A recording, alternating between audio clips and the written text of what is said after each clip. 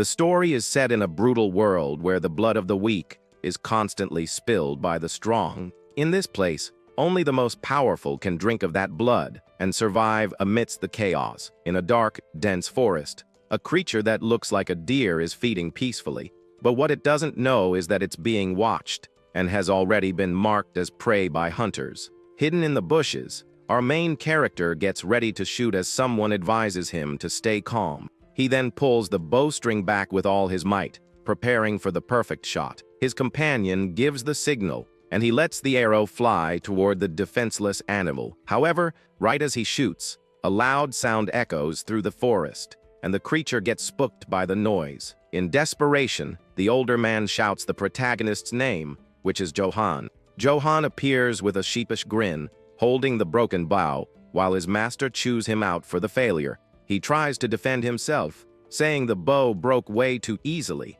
but his master snaps back that he bought it just a week ago. The older hunter starts to tear up, complaining that Johan, as a noble, shouldn't be so fixated on being a hunter. He goes on, saying the young man could have learned to use swords instead of a bow. Hearing the complaints, Johan stays silent for a moment, a serious expression on his face. Then he replies that being a swordsman doesn't pay the bills until you land a gig. The master agrees on the money issue, and the two decide to move to another spot to hunt.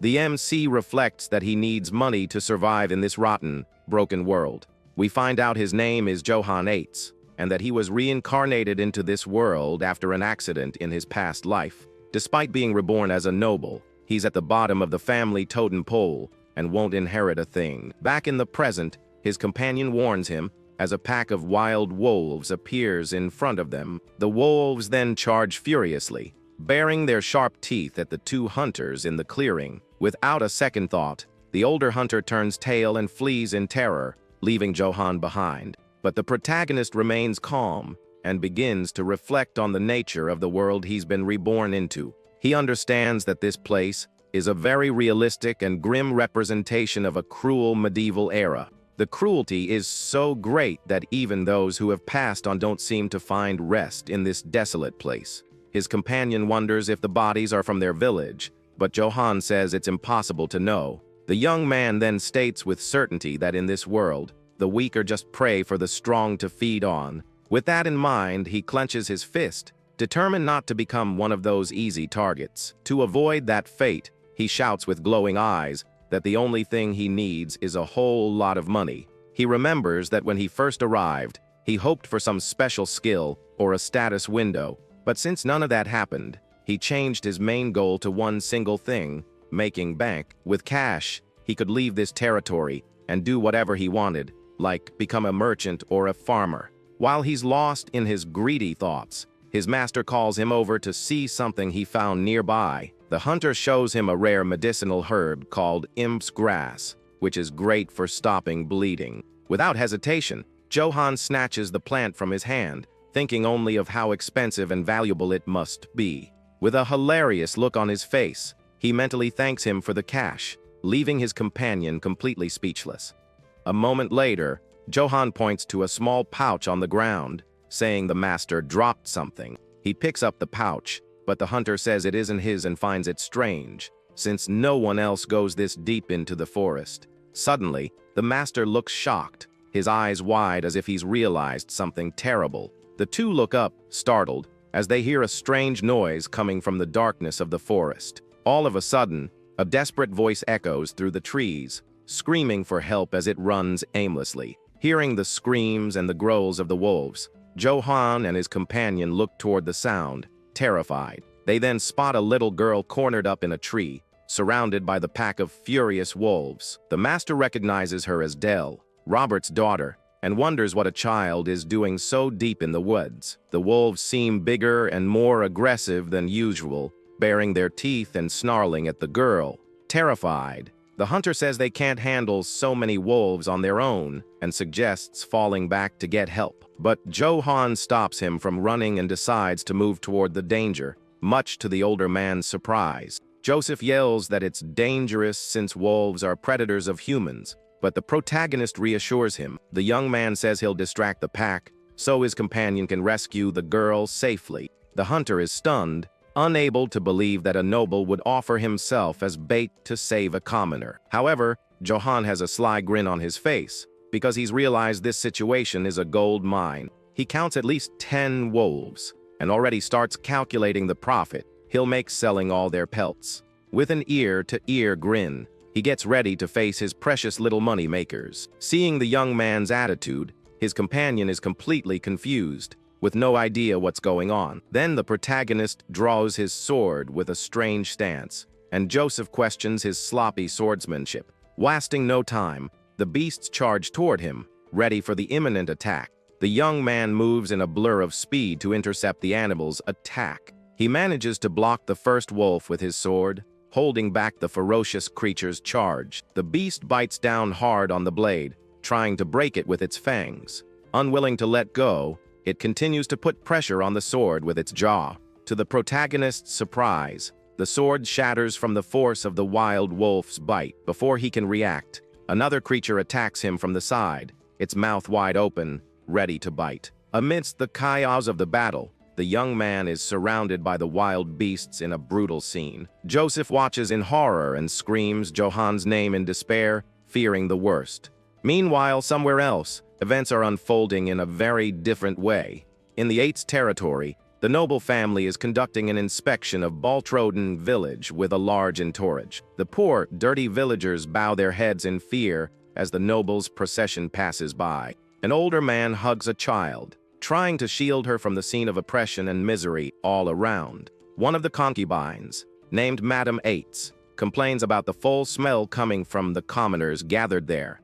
The family's eldest son, Philip Eights, observes the scene with a serious and indifferent expression. The lord of the territory, Jezen Eights, also complains about the stench of the place, calling it a miserable field. Philip informs his father that Johan isn't present and offers to send soldiers to find him. Jezen Eights explodes with fury upon learning of his youngest son's absence during the important inspection. He yells that he doesn't care about Johan and that the boy can meet the same tragic end as his mother.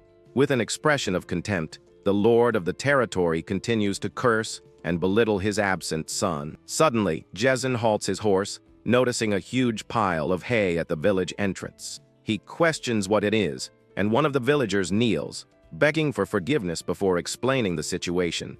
The villagers say they covered Johan's training traps because they thought they were ugly. Jezen scoffs at the idea of Johan training and calls his son a pathetic insect as he looks at the hay. But as he looks closer, his expression changes when he sees what was hidden underneath. Beneath the hay, he finds several wooden logs with deep marks from punches and kicks all over them. Jezen is shocked to see the number of destroyed logs and wonders what in the world this is. Back in the forest, Johan is down on the ground as the wolves surround him, biting him relentlessly. One of the beasts approaches to deliver the final blow, but stops suddenly as if something is wrong. Then Johan grabs the wolf's jaw and says that fighting with swords isn't really his style. With incredible strength, he throws the creature far away, putting the other animals on alert. The protagonist grins and says that now he'll fight his own way, calling the wolves his little cash machines. He knows that in this world, it's survival of the fittest, and to avoid becoming prey, he needs cash. And to get that cash, he needs something more as the pack moves in for the attack. He then clenches his fist tightly, preparing to show his true combat ability. What he needs is overwhelming strength, capable of transcending the limits of an ordinary human being. Joseph watches the scene, completely shocked and unable to understand what's happening. With a direct punch, Johan lands a solid hit on a wolf's face, which barely has time to react. The impact is so powerful that it sends several other wolves flying through the air with extreme ease. The young man grabs another animal by the neck, displaying a terrifying and colossal physical strength. In a quick and brutal scene, he delivers a final,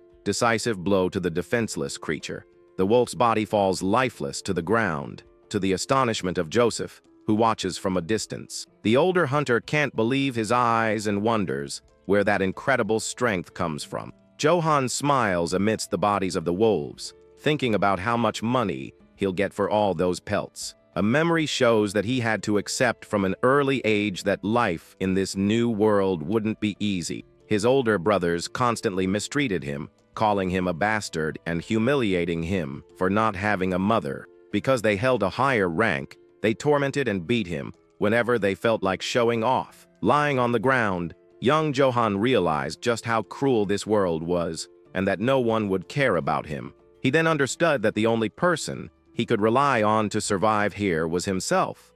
With that in mind, he started thinking about what he would need to get by in this medieval world. Fortunately, the protagonist had a major advantage: the knowledge from his past life as a student. Because of this, his head held wisdom that people of that era couldn't even imagine. So, he decided to use all this knowledge to his advantage, starting with high-intensity training. The boy also created a balanced diet with superfoods, to the amazement of those who saw him eat. He also created an exercise regimen based on modern science and practiced martial arts up close. And so, his continuous training piled up over many years of dedication. After all that time, an older and stronger Johan could shatter tree trunks with a single punch. His determined expression showed the results of all his effort as he continued to train. The force of his blows was so absurd that he could rip an entire tree out of the ground. With each training session, his body demonstrated even more overwhelming strength,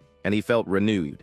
Amidst the destroyed logs, he wondered if this strength was a blessing or a new challenge in his life. Back in the present, in the forest, a growling sound echoes through the darkness after the intense battle. The protagonist breathes a sigh of relief, looking at his hand as he recovers from the fight against the beasts. He observes the wolves' bodies on the ground and concludes that this seems to be the last of the pack. Meanwhile, Joseph hugs little Dell, who is crying with relief at being saved from danger. Joseph sighs in relief, but still looks completely exhausted and shaken by the whole situation. He then turns to Johan and scolds him, saying his actions were very reckless and dangerous. But right after, the hunter is moved and thanks the young man for saving the girl without a second thought. However, the protagonist is in his own world, imagining which wolf pelt will fetch the most cash. He asks what Joseph said, and then turns to Dell to see if she got hurt anywhere. Suddenly,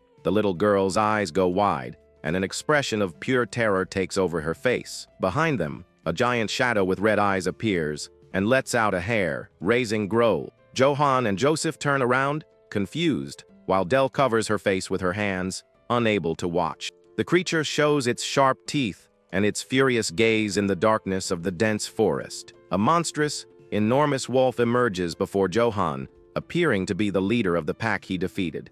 Joseph screams in complete panic, realizing they are facing a real monster. He grabs the girl and warns that they need to run, as only an army could handle that thing. But the protagonist smiles and turns to the creature, asking if it's the boss of this crew. He apologizes for taking out the monster's underlings and mentions their pelts are worth a lot. The giant beast stares at the young man with a look of pure hatred, its eyes glowing an intense red. Johan realizes the monster sees him as prey, and a confident smile appears on his face. The creature then opens its massive mouth and lets out a deafening roar that echoes throughout the forest. Unfazed, the protagonist charges toward the beast, saying it doesn't matter what it is. The young man picks up a giant rock from the ground and yells that this thing's pelt will be worth way more money. Then, with superhuman strength, he hurls the rock, which smashes right into the monster's head. The rock hits the monster square on, and it lets out a roar of pain and fury from the direct impact. But Johan yells in frustration because he scratched the animal's pelt, complaining that the price will drop now. With its red eyes glowing with hatred, the creature glares at the protagonist, growling furiously. Then the beast opens its mouth and lets out a powerful howl that seems to shake the entire forest. The sound is so intense that the protagonist covers his ears with his hands, feeling unbearable pain. Meanwhile, Joseph hugs the little girl tightly to try and protect her from the deafening noise. Johan grinds his teeth and writhes in pain, as the monster's howl seems to affect his mind directly. He feels dizzy and his vision starts to blur as he wonders what's happening to him. Suddenly, a strange vision of two warriors fighting with swords flashes abruptly in his mind. The scene is so intense and real that the young man screams in despair, feeling the pain of that ancient memory. Soon after, he collapses to the ground, panting and confused. wondering what just happened to him. Still a bit dizzy, he looks around and wonders where the monster that was in front of him went. To his surprise, the creature has simply vanished without a trace in the dark forest. He then spots Joseph and Del on the ground, fast asleep, as if they had passed out. The protagonist approaches and realizes they are just sleeping, and that everyone is safe now. He doesn't know what happened but carries Joseph to head back, as other monsters might show up. The young man then hoists the hunter onto his shoulders and starts walking through the dark forest. As he walks, he laments not being able to take the wolf pelts, but promises to come back with a cart later. The night deepens, and the full moon lights their path through the trees of the gloomy forest. As he nears the village, he notices the lights are on and wonders if they're looking for Del. He then starts fantasizing that his father would praise him and name him his successor in front of everyone. But he quickly dismisses the idea and thinks that maybe he can at least get a position in the guard to keep from starving. However, as he gets closer to the village, he notices something strange, and his expression changes completely. The light of a lit torch illuminates the darkness, revealing the presence of a large group of people. Suddenly, he comes face to face with his family's inspection party, with soldiers and horses everywhere. The protagonist is completely stunned, a look of shock on his face as he realizes the mess he's in. His older brother Philip furiously yells, asking where he's been during their father's inspection. The young man finally remembers the important event of the day and realizes he is totally screwed. Mounted on his horse, his father calls him an insolent brat with a look of pure contempt and rage. The lord of the territory then dismounts, his armored boot landing firmly on the ground. Johan places Joseph on the ground and tries to explain, saying he had an emergency, but his father doesn't want to hear it. Jezen tells him to shut his mouth immediately, while holding a huge, detailed axe in his hand. The patriarch threatens to split his son's head open for daring to ignore him, showing all his pent-up fury. The light from the torches held by the soldiers illuminates the tense scene between father and son in the middle of the night. Philip continues to yell at his younger brother, accusing him of disrespecting their father with his absence. It finally dawns on Johan, and he realizes he completely forgot about the inspection that day. His father insults him again, calling him an immature bastard and showing his complete disdain for him.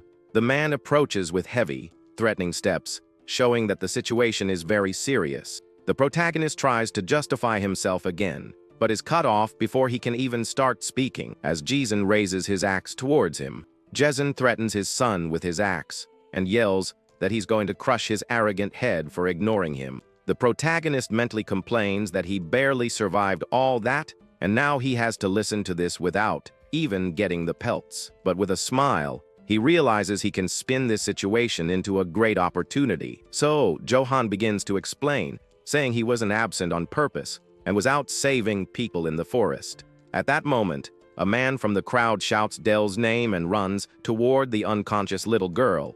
With tears in his eyes, he hugs his daughter and thanks God that she's okay and safe in his arms. The man continues to cry with relief at having found his daughter safe and sound after searching for so long. Johan seizes the chance and explains that the girl was surrounded by wolves and he fought to save her. The villagers are shocked, and he says he fulfilled his duty as a knight's son by protecting them.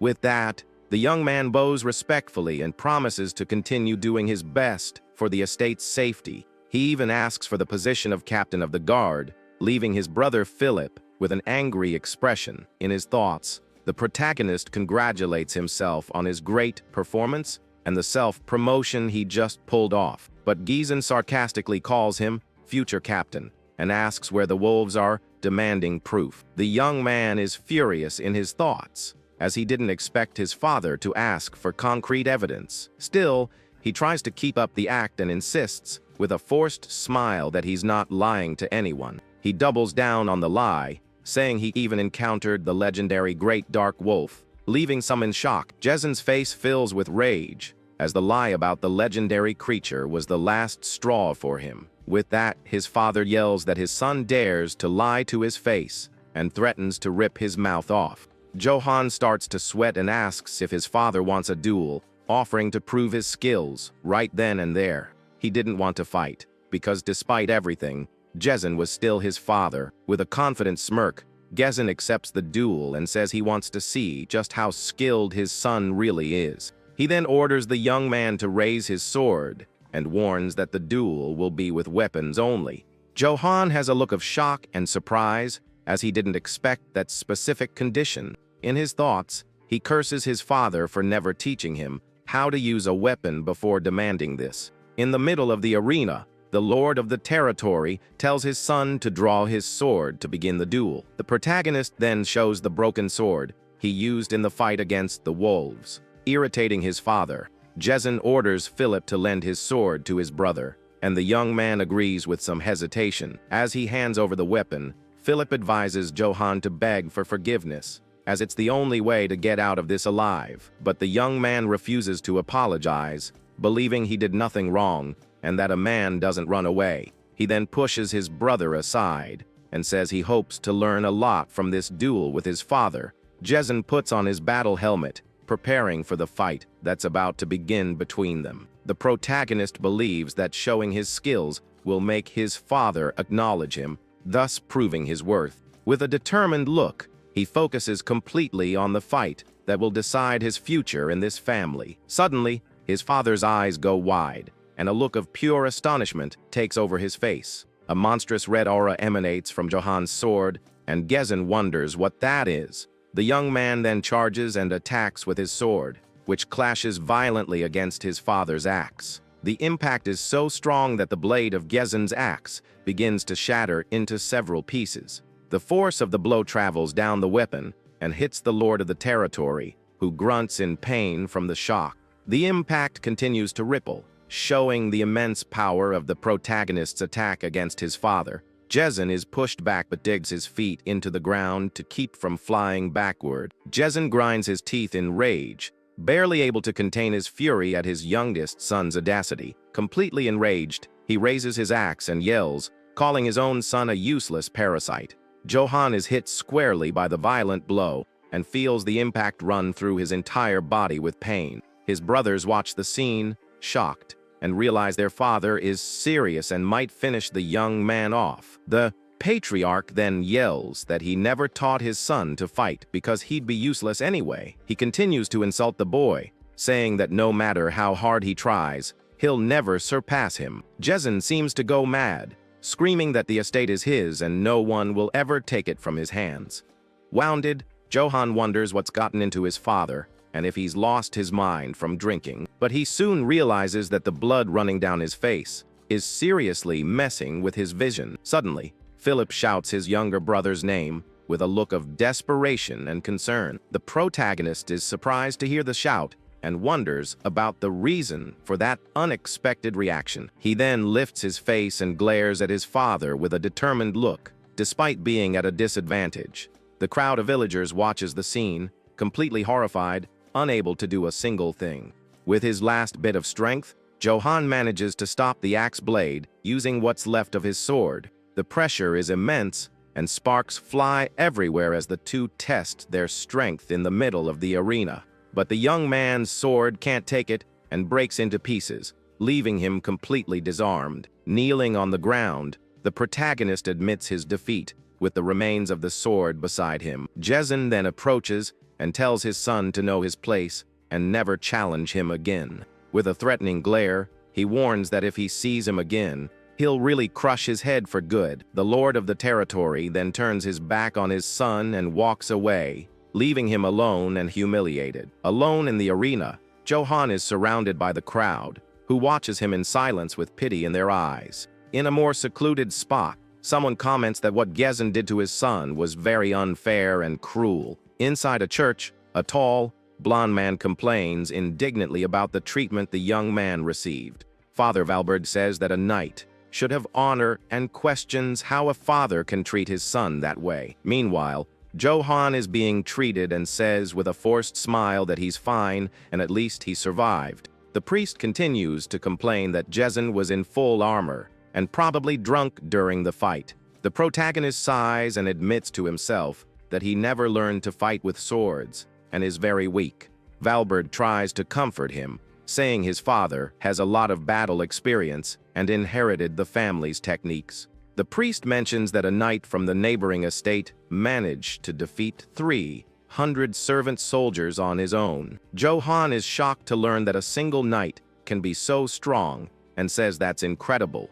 He then reflects that fighting technique is important and that he underestimated his drunk father. Father Valberd hears the young man mention the Black Wolf, and his expression changes to one of surprise and fear. He grabs Johan by the shoulders and asks if it's true that he saw the legendary creature in the forest. The protagonist confirms it and says that Joseph and Dell also saw the monster before they passed out. The priest is shocked and starts to pray, thanking God, while the young man doesn't understand a thing. Valberd then grabs an old book from the shelf to show something important to the curious young man. He opens the book and explains that for a long time, black wolves have been considered a great taboo in the region. The book shows an image of a wolf carrying a person's body in its mouth in a macabre scene. The priests believe these creatures are an omen of ruin and destruction for those who encounter them. According to old stories, black wolves always appear, bringing sorrow and loss to the people.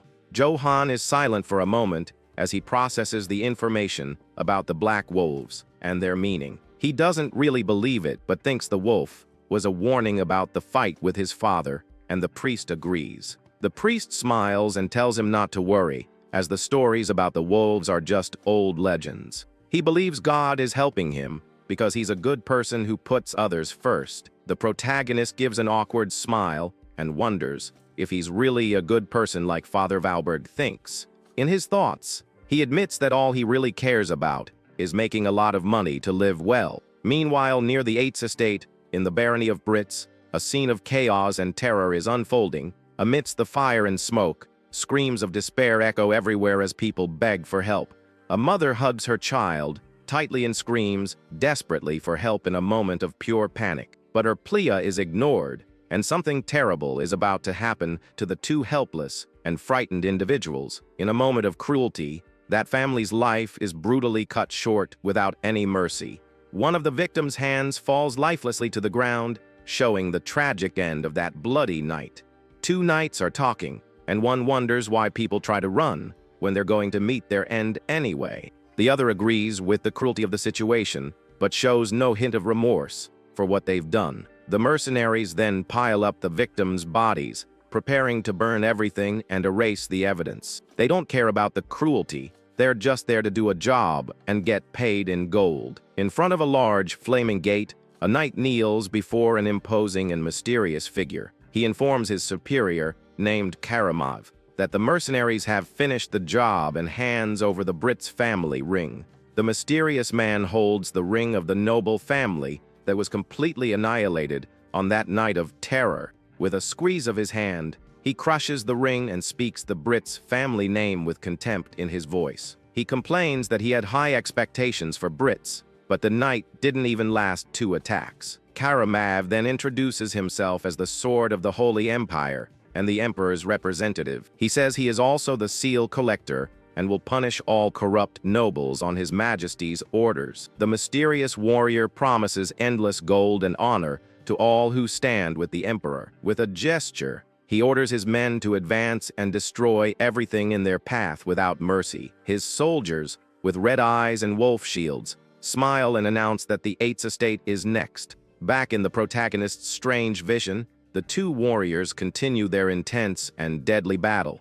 The mysterious knight blocks a blow with ease and glares at his opponent with a look of contempt. The warrior in black armor seems to be much stronger and more skilled than his adversary in combat. With a swift and precise movement, he manages to disarm his enemy, leaving him completely vulnerable. The opponent's sword flies through the air as the knight prepares for the final, decisive blow. In a single strike, the warrior's head is separated from his body quickly and brutally. The knight's body falls lifelessly to the ground as blood gushes everywhere in the battle arena. His helmet rolls across the ground, showing the tragic and lonely end of that bloody confrontation. From under the helmet, a lifeless face is revealed, leaving the viewer shocked by the scene. The camera zooms in and reveals that the defeated warrior was actually the protagonist of the story. Johan then wakes up suddenly with a scream of despair, sweating and panting in his bed. He sits up in bed and tries to calm down,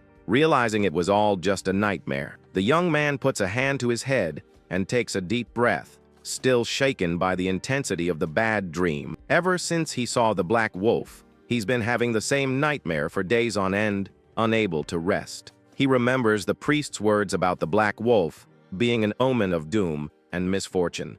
The image of the creature howling at the red moon continues to haunt his thoughts.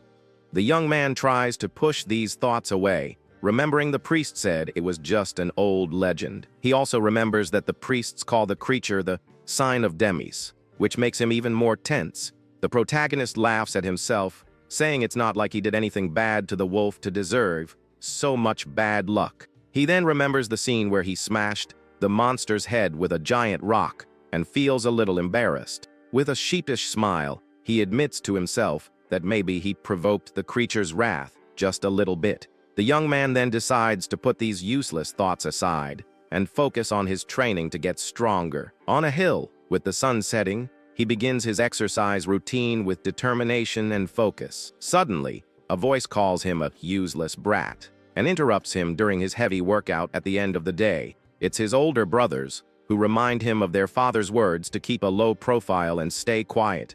They continue to mock him, calling him cocky for still thinking he's strong, even after getting his butt kicked. The two accuse him of being all bark and no bite, saying that chopping wood won't make him any stronger. They scoff at his skills, saying that breaking a log is just a low-level party trick. With a smile on his face, Johan listens silently to the taunts about him never being able to join the guard. He then clenches his fist and focuses on the tree in front of him, preparing to show his strength. With a single punch, he shatters the tree trunk into several pieces with impressive force. His brothers' eyes bulge and their jaws drop in shock, unable to believe what they just saw. The protagonist breaks the tree in half with his blow, showing the result of his intense training. He then turns to his brothers with an evil grin and invites them to repeat what they just said. Scared, the two brothers scram, promising to tattle to their dad about everything that happened. Johan sighs and calls them pathetic idiots for not thinking about how they'll support themselves in the future. He then decides not to worry about others anymore and get back to his training to become stronger. Suddenly, a voice from behind interrupts him, saying that what his brothers said about their father was true. It's Philip, who approaches and confirms that their father has no intention of appointing him to any position. The protagonist isn't surprised and says at least he wasn't sent to the gallows, which is a relief. The older brother asks if he's not disappointed, but Johan says he'll find another way to make a living. Philip then reveals that their father is afraid of his younger brother, which is why he treats him with such contempt. Johan falls silent, and his expression turns serious upon hearing his brother's shocking revelation. Philip explains that his strength is a threat to their father, who prefers obedient and submissive sons. He continues, saying their father wants sons like him, who obey him, and that Johan is too independent. Jezen believes that one day, his son's strength will take everything from him, just as he did to his own father. The young man is surprised by the story but soon laughs it off, calling the whole thing a load of nonsense. Philip then asks a servant to bring a bag and prepares to give something to his younger brother. The servant opens the bag and reveals its contents to the protagonist, who is curious to see what it is. Johan's eyes widen in surprise as he wonders what's inside the bag. The older brother explains that it's a coat and a chestplate of armor that were stored in the castle. He says he's not foolish enough to dismiss someone capable, and that he's not like their father. With a determined look, Johan listens attentively to his older brother Philip's words. Philip promises that when he becomes the lord of the estate, he will appoint him as the captain of the 8th Guard. Johan yells back that he never starts trouble in the first place, defending himself against his older brother's accusations. Philip then throws something to him and turns to leave, leaving the protagonist alone with the gift. The older brother walks away with his servant as the sun sets on the horizon in a beautiful scene. The protagonist watches the two leave, and a strange feeling suddenly comes over him. He then looks at the armor's chest plate and realizes it's the exact same one from his nightmare. With wide eyes, he wonders if wearing that armor will lead him to the same tragic end as in his dream. But for some reason, he feels he can overcome this fate and change the course of his story. Even without any proof, he trusts his instincts and decides to wear the gear he was given. He puts on the armor and cape, feeling stronger and more prepared for whatever comes next. The sun sets completely, and night arrives, bringing new challenges and adventures for the young man. In a local tavern, the villagers chat excitedly about the recent events in the village. One man tells everyone that Johan is a purer and just hero who saved Del and Joseph from the wolves. Others agree, saying he's far more noble than his father, who is a drunk and a womanizer. A man in a hood listens to the conversation and chuckles quietly while holding his mug of ale. Another villager grips his mug so tightly that it shatters as he agrees with the criticism of the Lord. Del's father then announces that drinks are on him and that everyone can drink as much as they want. He raises his mug and toasts to young Johan, the just knight who saved his daughter from danger. One of the men asks the hooded stranger who he is, as he's never seen him around before. The mysterious figure comments sarcastically that the villagers aren't afraid to speak ill of their lord in front of a stranger. The two men get nervous and are left speechless, realizing the blunder they just made with the newcomer. With a sinister smile, the hooded man says their story is interesting and asks for more details. The two villagers are completely terrified by the threatening gaze of the mysterious figure in the tavern. He demands to know more about Johan Eitz. As the night deepens in Baltroden village, with an air of tension, the protagonist walks through the village, whistling happily and dreaming of his future as a captain. He imagines that when Philip becomes the Lord, his golden path to glory will finally be open. Suddenly, he stops and looks to the side, as if he noticed something strange in the middle of the street. He spots a drunk man passed out on the ground and thinks that a future captain can't just ignore a citizen. With a smile, he approaches to help and offers to take the man home. But as he touches the man, he feels something cold on his neck, and his expression changes to one of surprise.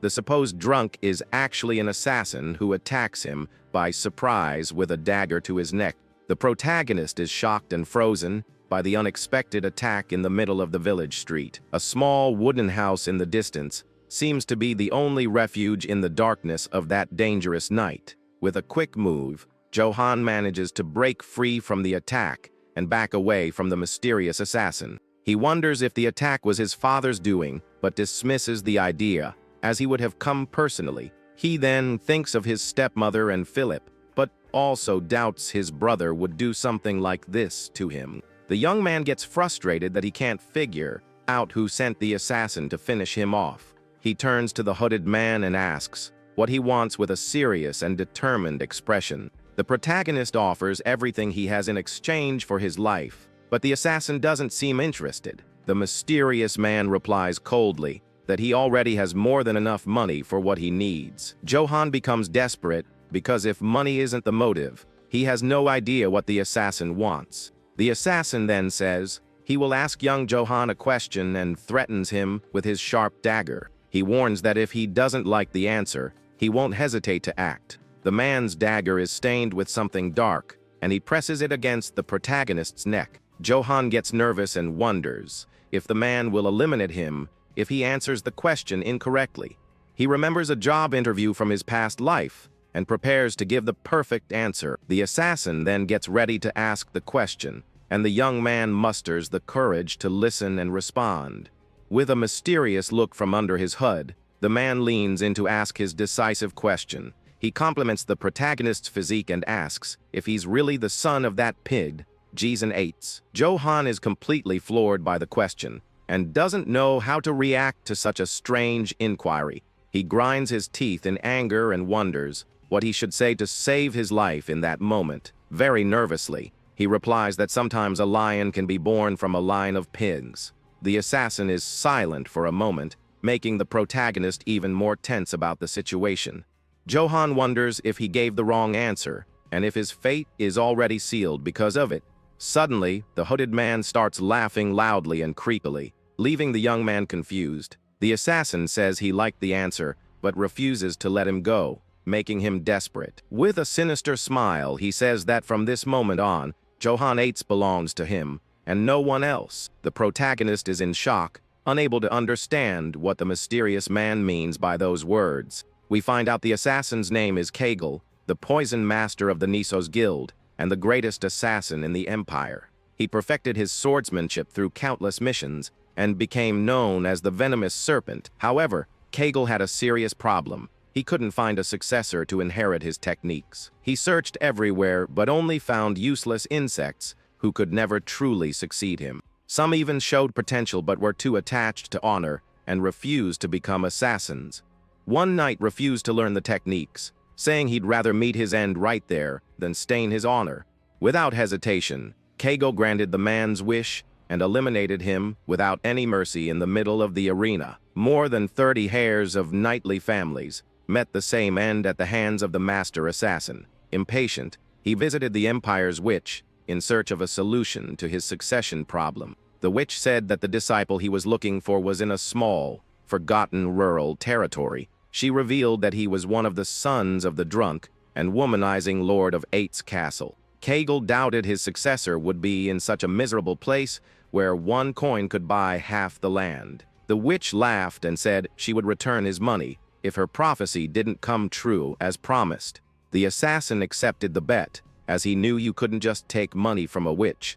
He decided to believe her because he had already wasted too much time and had nowhere else to look. But even upon arriving at the 8's estate, doubt about the prophecy still tormented him. He decided that if he didn't like the boy, he would eliminate him on the spot without a second thought.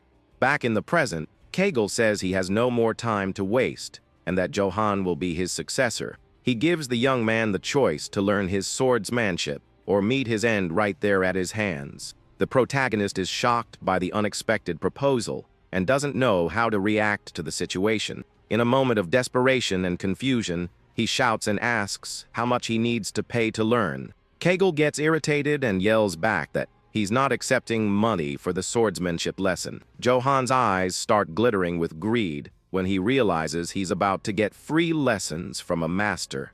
With his eyes shining, the young man says he's waited his whole life for someone like the master assassin. Kegel then warns him that his swordsmanship is that of an assassin, not an honorable knight.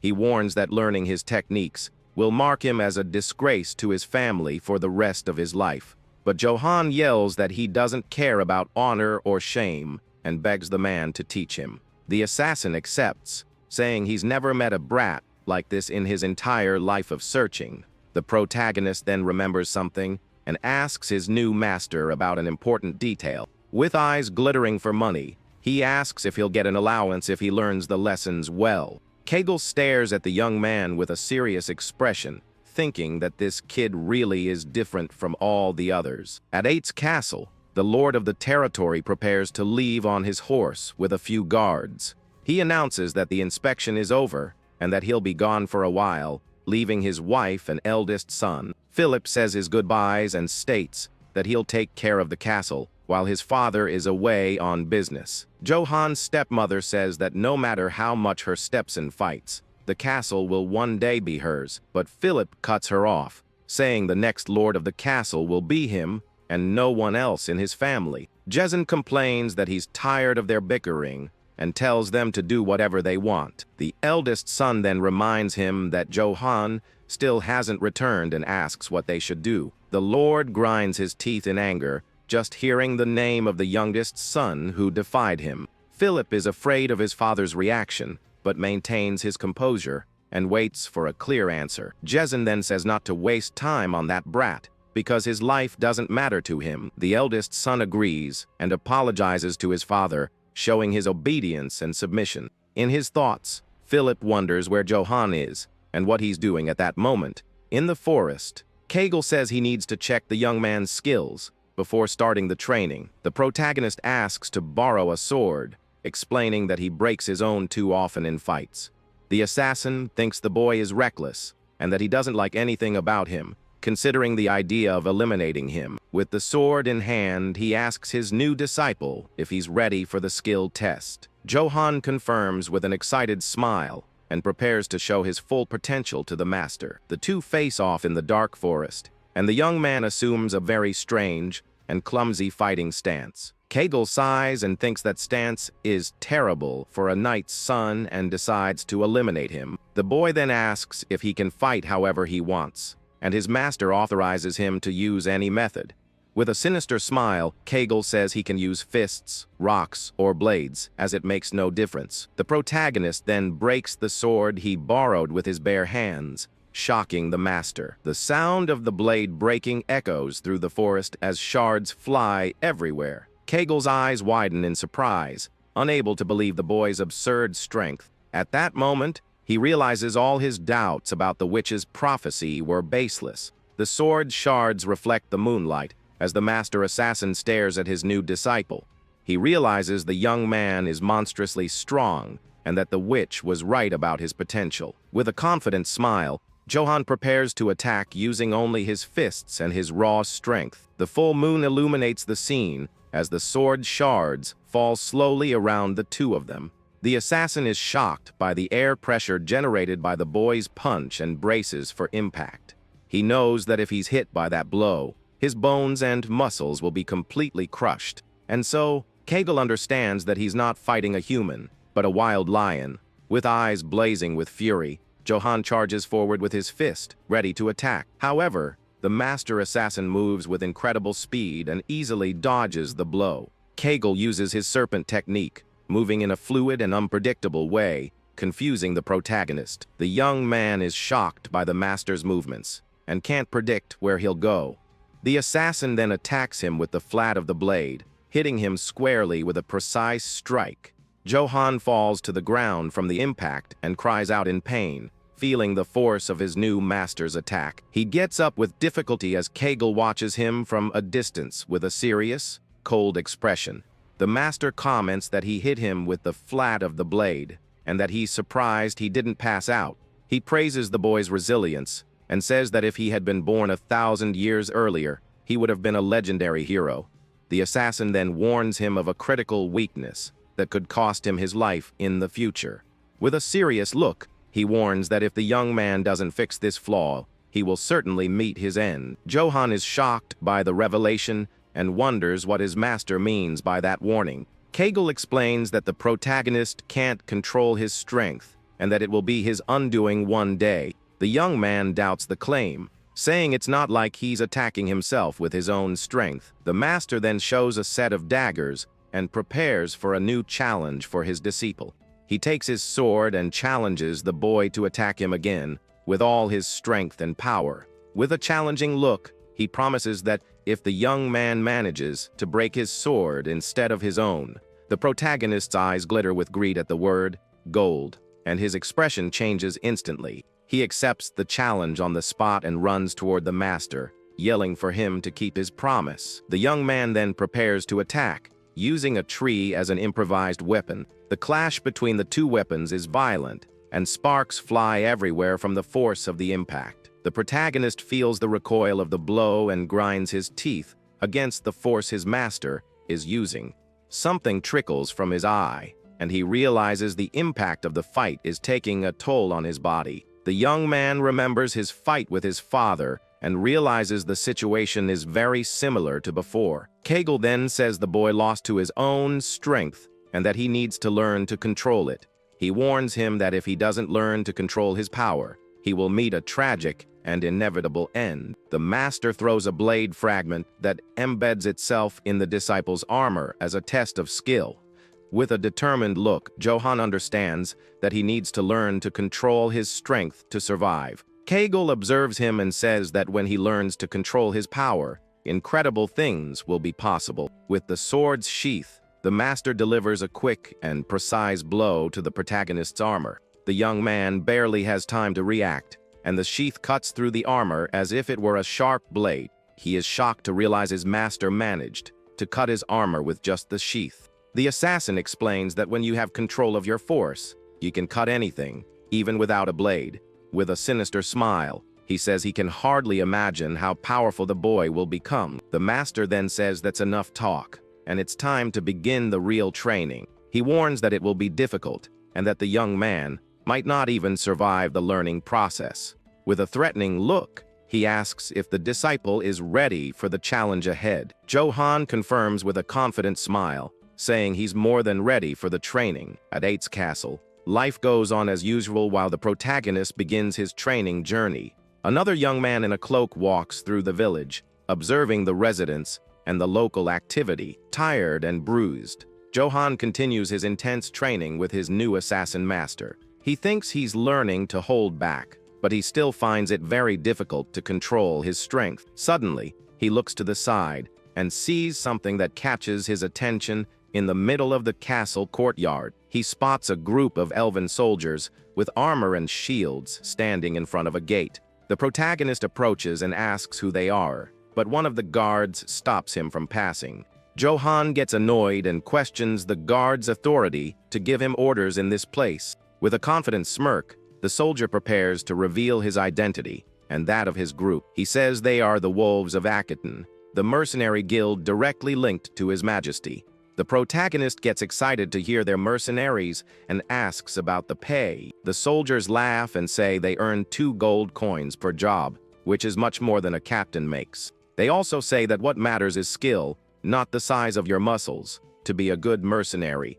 Johan's eyes glitter with greed as he thinks about the money and considers a career change. A mysterious man in golden armor observes the young man's interaction with the mercenaries from afar. The imposing figure approaches the protagonist with firm steps and an intimidating presence. Johan's eye reflects the image of the mysterious warrior, and he feels a shiver down his spine. A strange feeling comes over him, and his hand instinctively goes to the hilt of his sword. He prepares to draw the weapon, as if facing a deadly and powerful enemy. The young man is confused and wonders why he's reacting this way to the mysterious man. One of the elven knights yells at him for daring to draw his sword in front of Lord Karamov. But the mysterious figure stops him and says it's all right.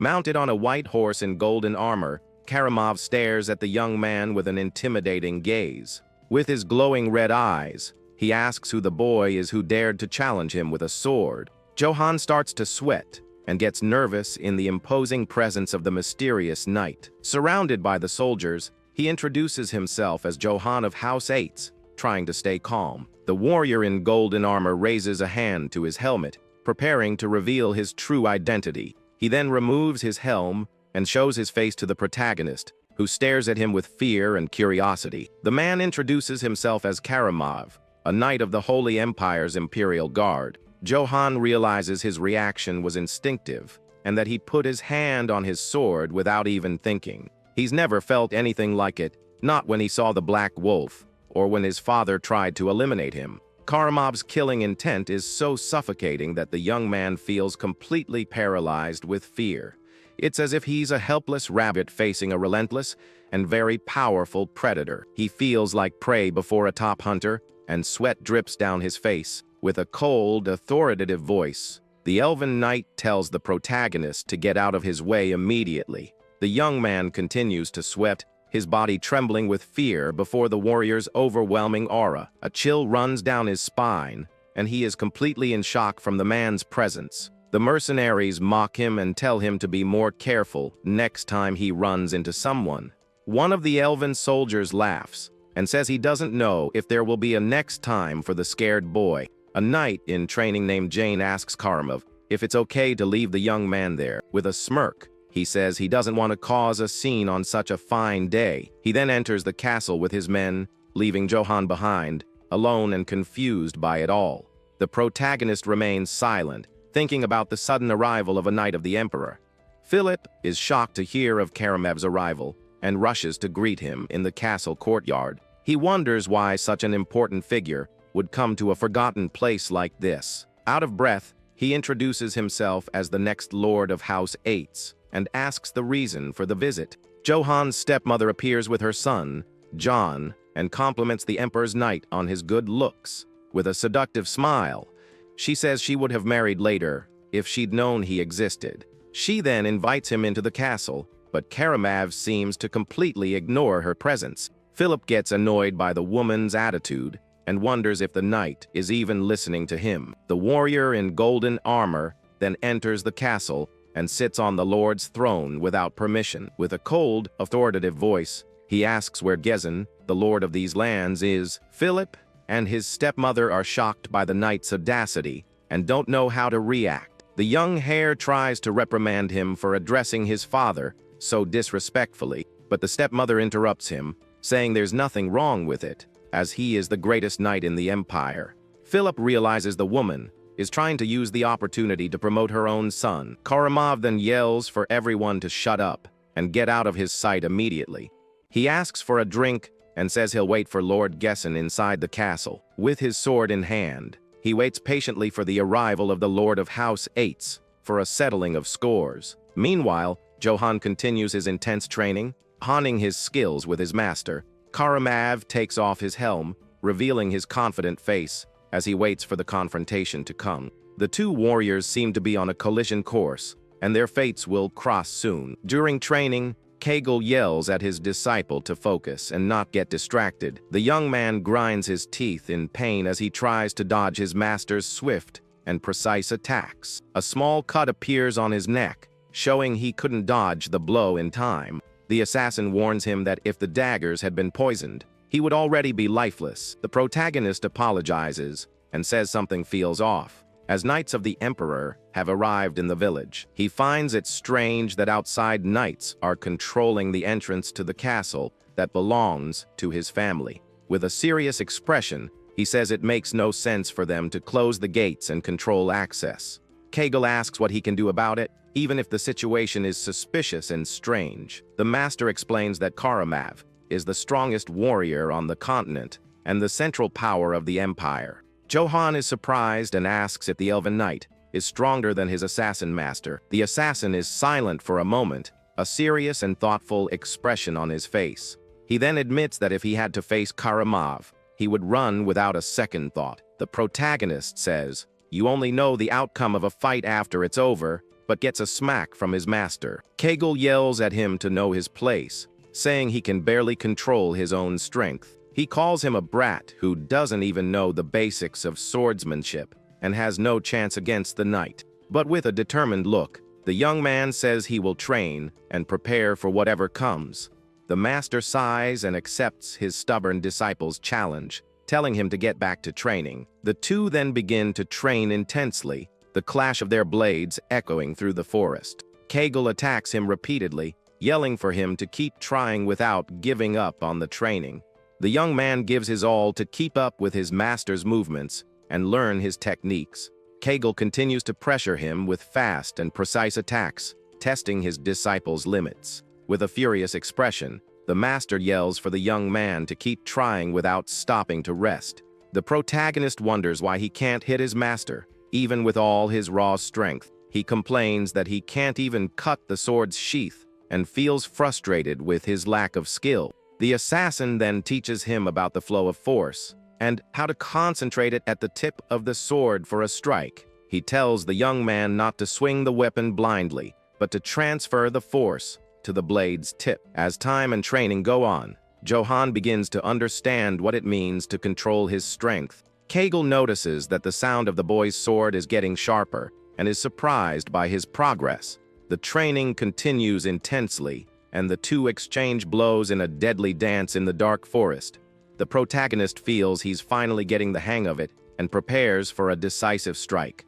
With the right amount of force, he concentrates all his energy at the tip of the sword for the attack. His eyes glow with an intense blue light as he prepares to show his new power to his master. Kegel notices the change in the young man and senses the next blow will be dangerous if he doesn't defend himself. The two then charge at each other in a clash of blades and assassination techniques. With a single precise strike, Johan finally manages to cut the tip of his master's sword sheath. With an ear-to-ear grin, he celebrates the achievement and yells that he managed to cut it. He says he finally got the hang of it and that it wasn't as hard as it seemed at the beginning of the training. Kegel watches him in silence, thinking it must have been just a lucky shot from the boy. The master then calls his disciple for a new challenge, preparing to test him once more. With his sword in hand, he warns that this time he won't hold back and tells him to attack again. The protagonist uses his master's serpent technique and attacks him with an impressive blue aura. Kegel is startled by the young man's skill and dodges the blow with a backward leap at the last second. Johan celebrates his victory, jumping for joy at having bested his master once again in training. The assassin is shocked and wonders what kind of kid this is who learned so quickly. He only taught him to control his force, but the boy is already using the secret technique, Serpent's Tongue. The young man perfectly absorbed a technique he had seen only once, on the day they met, and to the master's astonishment, he uses it more perfectly than the creator of the technique himself. Kegel is silent for a moment, processing the absurd talent of his new and only disciple. His experience tells him that unless a miracle happens, he will no longer be able to defeat this boy. The master of the Empire's strongest guild sighs and mutters that his disciple is a total monster. Meanwhile, the protagonist happily celebrates, having learned the technique and secured his livelihood. Kegel then announces that his teachings are over and that he will leave the forest at dawn. The young man is surprised and asks if it's already over, as he's barely gotten the hang of using the sword. The master reluctantly admits that his disciple has already become stronger than him in less than a week. He says he is satisfied that his swordsmanship won't disappear and tells the boy to live as he wishes. The assassin says his goodbyes and tells the young man he worked hard to reach this level of power. The protagonist asks if he's really leaving, and the master confirms, saying he never stays in one place for long. Around the campfire, Kegel says it's not because he's an assassin, but because of his nature. The boy then asks if he knows anything about sinister omens, like the black wolf he encountered. He tells him about the encounter with the creature, and about the recurring nightmare, where he loses his head. The protagonist says that when the master appeared, he thought he was the omen of his demise. Kegel replies that bad luck has no fixed form, and that if he had eliminated him, that would have been the sign. Around the campfire, the assassin prepares to give some advice to his disciple before leaving. He advises him to find a weapon suitable for his strength, like one made of Danis steel. This steel is a legendary, magic-infused metal that can only be found in ancient ruins. Since its forging method was lost, weapons made from it are extremely rare and valuable. The young man asks if it's expensive, and his master says he couldn't afford it, even if he saved his whole life. Johan doesn't understand the recommendation, but the master says he just wanted to show him his pathetic situation. Kegel then advises him to run if he sees someone using a Danis steel weapon, even from a distance. The young man agrees and says he'll keep that advice in mind so as not to underestimate his opponents. The assassin then gets up and prepares to leave, leaving the protagonist alone in the forest. He gives one last piece of advice to the boy, telling him not to fight opponents he can't beat. If a fight is unavoidable, the master says to use any means necessary to win without fail. With a serious look, the young man listens to his master's words and commits them to memory. Kegel then says farewell with one last request, that his only disciple does not meet his end. The assassin's main lesson is for the boy to run if it's dangerous and eliminate if he can't avoid it. With his hands clasped, Johan promises to remember his master's words and survive at all costs. Meanwhile, at Eight's castle, the night continues with an atmosphere of tension and mystery in the air. A woman asks Karamov if the drink is to his liking while he sits on the throne. The overnight complains about the taste and throws the goblet away, shattering it against the wall. Karamov says the only drink better than that is in Lord Jezen's chambers and laments the situation. Johan's stepmother invites him to a cozier room, but he completely ignores her. With a seductive smile, she insists, saying the Lord's room is very comfortable and he won't regret it. She suggests the two could have a wonderful time together, but the knight doesn't seem interested. With a cold, sharp voice, he tells the woman to disappear from his sight and leave him alone. The stepmother is shocked by the rejection and tries to justify herself, saying they don't have much time. Karamov informs her that Lord Jezen will arrive late at night, and his eyes glow with a red light. With a sinister smile, he says he was getting tired of waiting and is going to have some fun.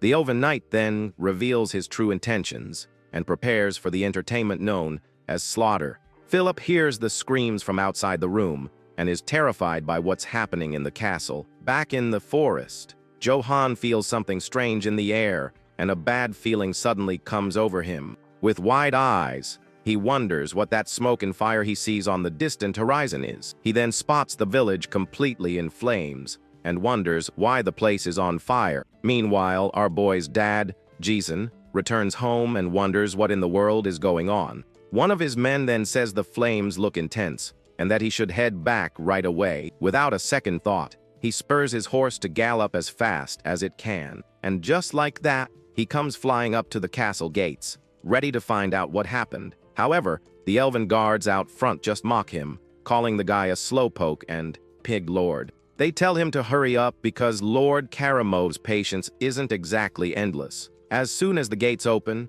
Jezen's eyes go wide with pure shock and terror, because the castle courtyard is packed with bodies strewn all over the brick ground. On top of that, you can see the desperation on the faces of the victims who never stood a chance. Utterly horrified by the scene, the Lord can barely speak and asks what this is all about. Suddenly, a giant foot in golden armor stumps down hard on the ground in front of him. It was the knight Karamov, who coldly says that Jezen has finally shown up, and he's late. Jezen breaks into a cold sweat, speechless as he tightly grips the handle of his axe, until he explodes with rage and yells, asking what the heck Karamov is doing there. The knight then accuses Jezen of plotting an attack and treason against the emperor, and because of that, he declares that the E's family will be completely wiped out.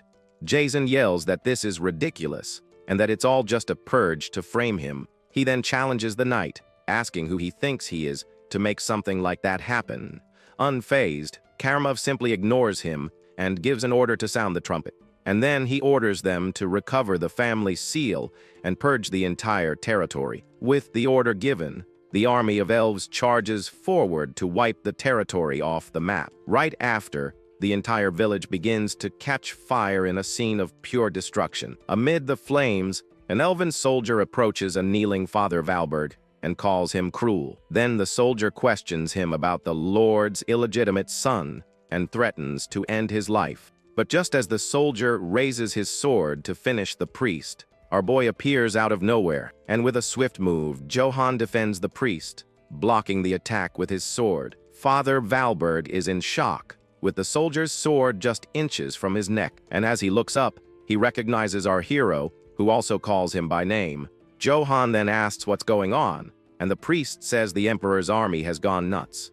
He also adds that Lord Jezen has likely already met the same tragic fate. Our protagonist is completely floored by the news that even his father might be gone. Meanwhile, the flames continue to consume the village's wooden houses. Valberg says they want to burn everything, and Johan says they need to get to the castle fast. Suddenly, our boy hears a familiar voice and stops in his tracks to look around, and walking a bit further, he finds a child on the ground, calling his name through her tears. He gets closer and asks if she's Del, the little girl he saved from the wolves. Relieved that she's safe, Johan says it's dangerous and tells her to get out of there quickly. However, in that same instant, his eyes widen as he notices something awful behind the girl. Del's father was hit by an arrow while protecting his daughter, and she screams for him. Our protagonist is then frozen with shock and fury at the sight of that scene. Our hero then remembers Del's father, a simple man who just wanted to protect his daughter. And now he sees the tragic result of that cowardly attack on the village. On top of that, he remembers another family that lived happily and peacefully in the village. But that peace was shattered, and they all met a tragic and violent end. He also recalls the men who were toasting in the tavern, celebrating life. But now, their bodies lie lifeless on the ground. Seeing all of this, our protagonist clenches his teeth, feeling the rage build inside him. And upon seeing Del's small hand on her father, he makes a crucial decision. He then turns to the girl and asks her to stay with Father Valberg for safety. Right after, our hero stands up and starts walking into the middle of the chaos. The priest then yells desperately, telling him he can't go and that he needs to get out of there. But our protagonist stops walking and completely ignores the priest's warning. He then raises his head and sees something awful on a standard stuck in the ground. Because his father Jezen's head is on display there for everyone to see the scene. A sign then informs them that the Duke was finished for treason against the Emperor. It also warns that anyone who touches the body without permission will face the same punishment. Our boy stands in silence, processing the loss of his father and everyone in the village. On the other side, an elven soldier spots him and asks what that illegitimate guy is doing there. Their leader then scoffs, thinking he had run away, and asks if he came back to meet his end. But without saying a word, our hero charges forward and strikes a blow. With a swift move, he attacks Karamov, but the knight parries with his own sword. The impact of the blades is so strong that sparks fly everywhere in the fight. Then, our protagonist's sword starts to crack under the knight's force, and unable to withstand the pressure, the blade shatters into several pieces. Karamov then seizes the opportunity and attacks him with a powerful blow, sending him flying. Our hero then rolls on the ground, but gets back up quickly, ready to continue the fight. He then rushes toward the enemy with a determined and furious look in his eyes. Karamov smiles sinisterly and says that the fight is quite entertaining for him. Our protagonist then grabs another sword from a fallen soldier and goes back on the attack. He uses the serpent technique he learned from his master to strike the enemy, and with a quick movement, he attacks with both swords at the same time. However, Karamov manages to block the attack with his Danis steel sword. Once again, our boy's swords can't handle the pressure and break. The knight then attacks with a series of swift and precise strikes. He uses several swords that float around him to attack our hero from all sides. With a final move, Karamov brings the swords together and launches them with all his might. The attack hits a stone statue that was behind our boy square on, and the statue is completely obliterated by the power of the knight's attack. In the end, Karamov says that the fight was very amusing for him. He then finishes by saying it was so good it doesn't even compare to a lightning strike. With a powerful blow, one of the elven soldiers is sent flying from the impact. Karamov then says that the fight is turning out to be really fun for him. With a sinister grin, he asks our hero to entertain him a little more. Then he yells out, contemptuously calling our boy a bastard of the Ease family. Despite being disarmed, our protagonist gets up with the hilt of his sword in hand. Karamov then prepares to attack again with his giant, golden sword. With a swift move, he strikes our hero's chest with a direct blow. Our boy tries to defend himself with what's left of his sword, but it's useless. The blow is so strong that he's thrown far back with no chance to defend, and so Johan falls to the ground once more, completely defeated and wounded. The two stare each other down from a distance, while our hero tries to recover from the blow. Suddenly, the knight notices something strange and looks down at his armor. He wonders if his legendary Danis armor is actually cracked. With wide eyes, he can't believe our boy managed to pull off such a feat, because for a human to break Danis steel should be completely impossible. Angrily, he then asks who the heck this bastard is who dares to challenge him. Meanwhile, our protagonist picks up two swords from the fallen soldiers on the ground. With both swords in hand, he charges to attack the knight once again. The knight can hardly believe the power he's feeling coming from the young man, and with a mighty blow, our hero unleashes a few attacks on him. Karamov then calls our hero a mindless brute who just swings his sword without thinking, and with a single blow, he easily defends himself from our boy's attack. Our protagonist uses all his strength, but the knight doesn't even budge from the impact. Johan then uses the serpent technique to take a step back and reposition himself. Karamov realizes his prediction was right, and that the kid doesn't know how to block properly. He understands that our boy is fighting on pure instinct, without any refined technique. With a serious look, he realizes the kid is dangerous and needs to end the fight quickly. He then prepares to strike the moment our hero tries another attack. Our protagonist then uses his father's banner to distract the Golden Knight. The red banner falls to the ground, and our boy seizes the chance to advance. He stomps hard on the banner, leaving the elven soldiers absolutely furious. Their leader shouts and orders all soldiers to attack and finish our hero. With his eyes glowing with rage, our protagonist readies himself for battle, and with a single slash, he cuts off the head of a soldier who screams in terror. The soldier doesn't even have time to react, and his body falls lifeless to the ground. Another soldier charges forward screaming, but our hero mercilessly cuts him in half. The elven soldier screams in pain as our boy continues his rampage of revenge. And so, our protagonist walks through the fire and destruction of the village. He then wonders why he's doing this and heading toward the castle. Meanwhile, Father Valberg hugs little Dell and says they need to get out of there. He then thinks that going to the castle now would only lead to a meaningless demise. Suddenly, he hears his name and turns to see who's calling him. To his surprise, it's his brother Philip, who's alive but severely wounded. Our boy then approaches and asks why he came back to this place. Philip tells him to run, because staying there will only lead him to meet his end. With his last ounce of strength, he removes his helmet and tries to give something to our hero. With a wounded face, our protagonist holds the helmet his brother gave him, and with one final breath, Philip passes on, leaving our boy all alone. Our protagonist then remembers his father's words about knowing his place, and he also recalls his master's advice to run when things get dangerous. He knows the Emperor's Knight is a formidable opponent, and that his master had warned him.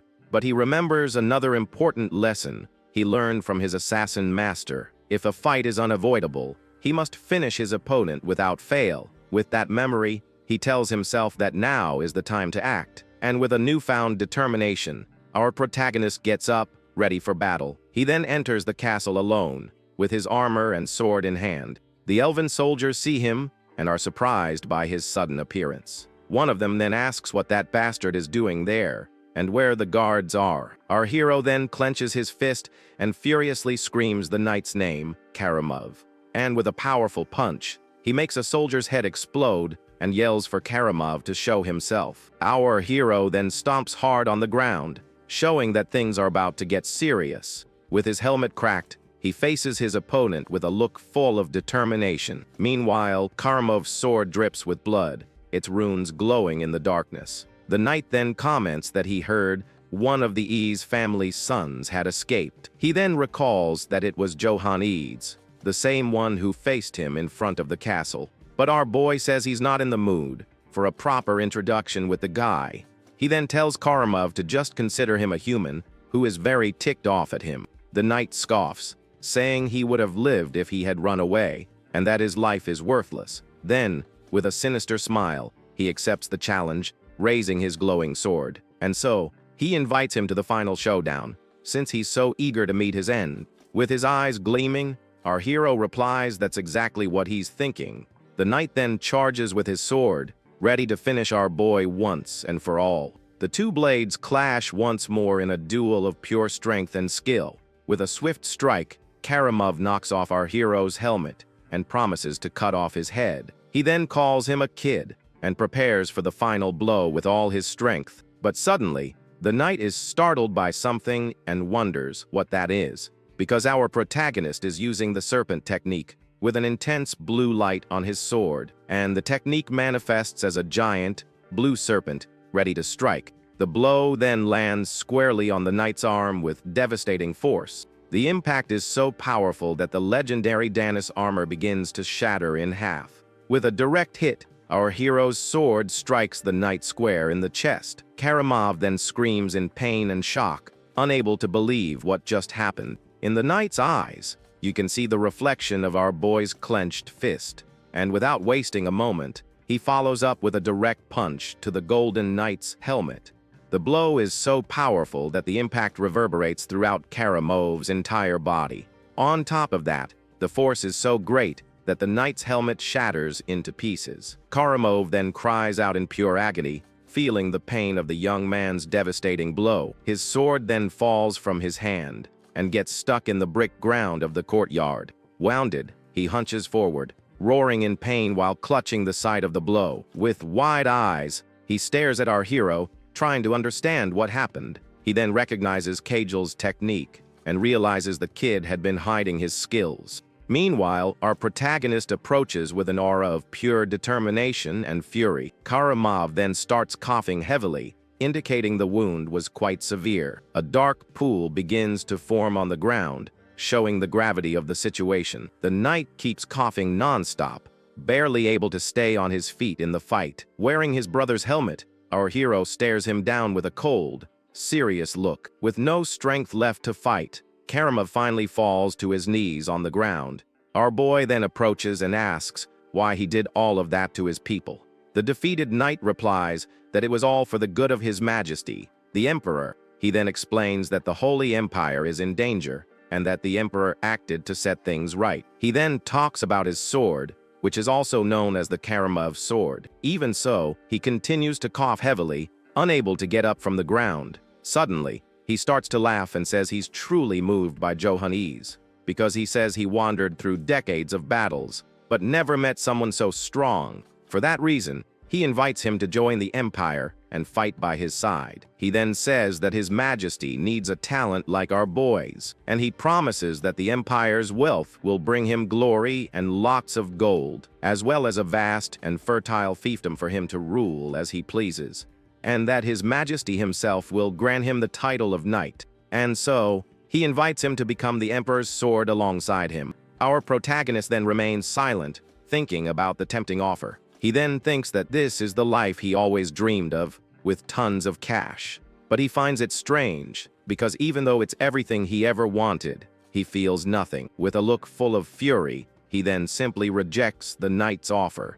Karamov is completely shocked, not understanding the reason for the young man's refusal, and he yells that the knight not only took out his brother, but all of his subjects. The knight then asks with disdain if he's talking about the commoners, and he can't believe our boy is turning down the offer just because of them. With a sinister and hateful grin, he clenches his teeth in fury, and he screams that it doesn't matter if he took out a few commoners, because they're just insects. The knight then yells that the weak exist to spill their blood for the strong. Hearing that, our boy just clenches his teeth with a serious expression on his face. He then apologizes to his master, because just this once, he's not going to hold back. And so, with all his strength, our protagonist charges forward for the final blow without hesitation. The punch lands square on the knight's helmet, which shatters from the force of the impact. With a clenched fist, our boy shows all of his determination in that decisive blow.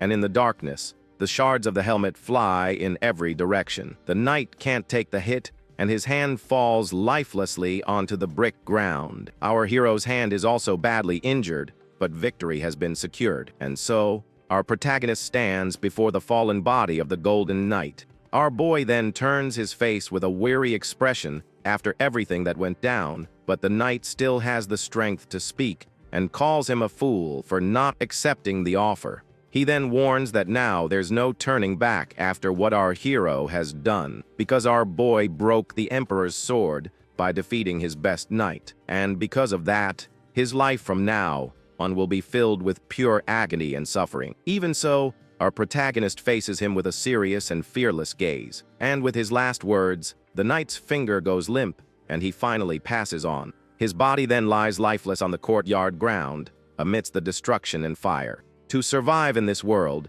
he had lived thinking only about money and nothing else. But now, with a red liquid dripping from his fist, we see that he has found a new purpose. He then reflects that those scoundrels wiped out everyone in his territory and burned it all down. And even if the world turns against him, our boy simply did what had to be done. So even if everyone curses him for it, he will never regret his decision, because he feels that this is his new journey and the beginning of a new path to follow.